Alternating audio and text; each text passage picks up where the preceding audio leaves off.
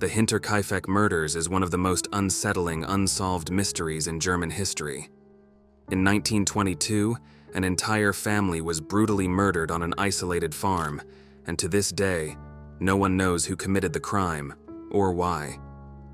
This chilling case has haunted historians, investigators, and true crime enthusiasts for over a century. It all began on a remote farmstead in the Bavarian countryside, a place so secluded that neighbors could go days without seeing or hearing from one another. Hinterkaifeck was a small farm, located about 70 kilometers north of Munich. The family who lived there, the Grubers, had a reputation for being private and, some would say, even peculiar.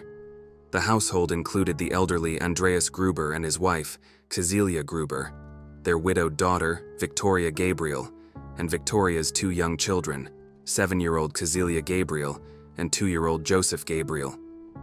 The family's maid had abruptly left a few months earlier, claiming that the farm was haunted, but more on that later. By the time of the murders, a new maid, Maria Baumgartner, had just started working on the farm. Before the massacre, there were strange occurrences on the Hinterkaifeck farm. Andreas Gruber had mentioned to neighbors that he discovered footprints in the snow, leading from the forest to the house, but none leading back.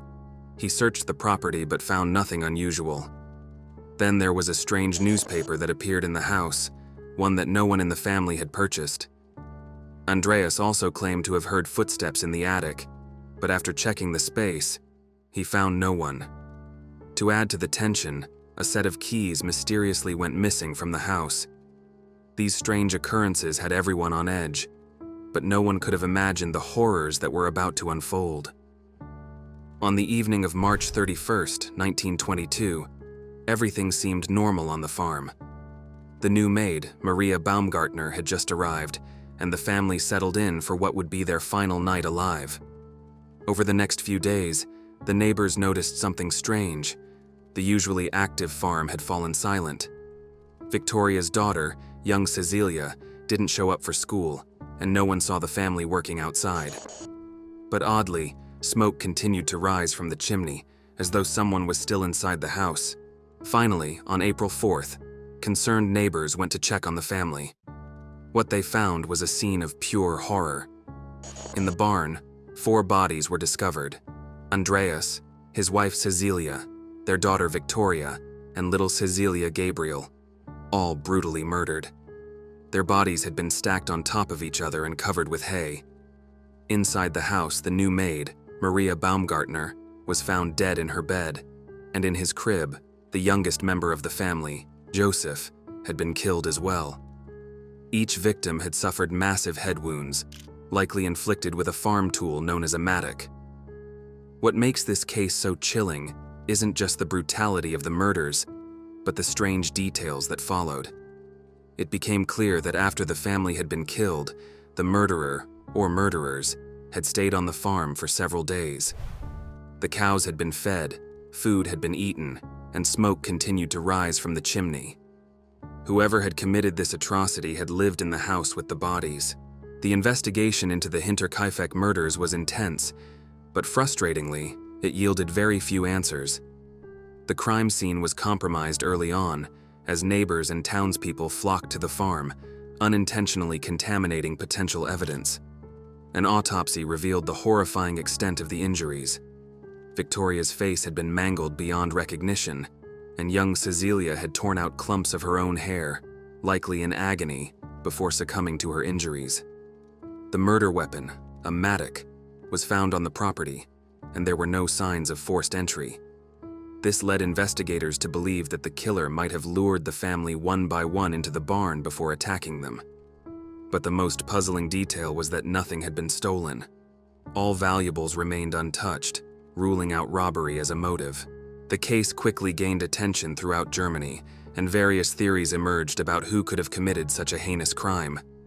One of the primary suspects was Lorenz Schlittenbauer, a neighbor who had a complicated relationship with Victoria.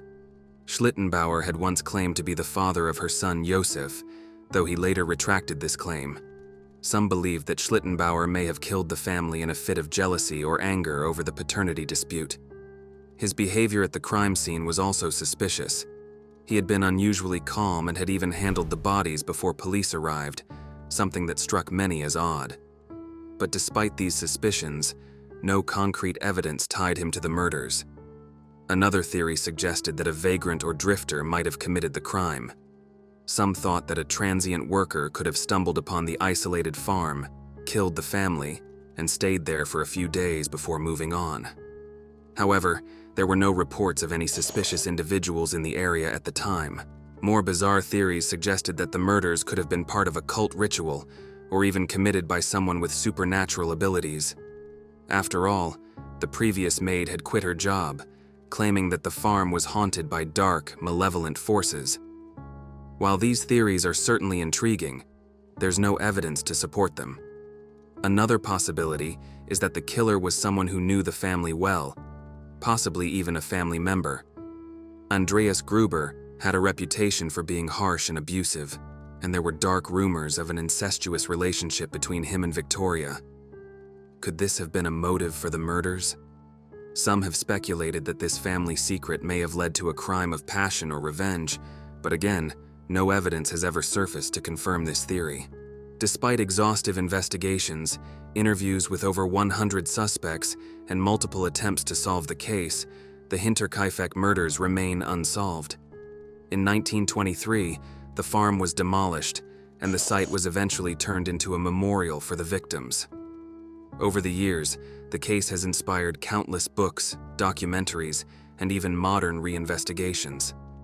In 2007, students at the Furstenfeldbruck Police Academy used modern forensic techniques to re-examine the case.